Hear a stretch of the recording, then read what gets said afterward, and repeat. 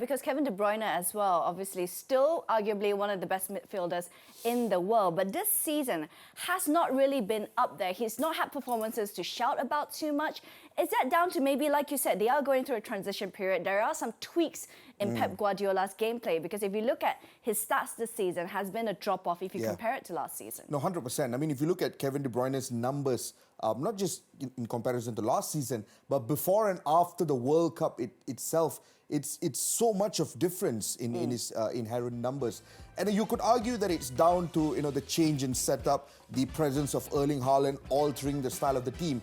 But you could also say the World Cup, the negative experience that a lot of these Belgian players had at the World Cup. Oh, they were the biggest disappointment of the tournament, I'd say. You could argue that carried on into the regular seasons with their respective domestic clubs. I think De Zerbi spoke about similar impacts that Trossard had to deal with post the World Cup. De Bruyne is the same, 0 goals since the World Cup ended, only 3 assists so far, 11 shots, which pales in comparison to the 34 that he accomplished in 14 games. But I want to take you to the last one, because this is where the major drop-off is. And I suspect this is exactly what Pep Guardiola was talking about when he said that his team is not aggressive enough on the pitch. 15 ball recoveries in, what you could say, 11 appearances since the World Cup.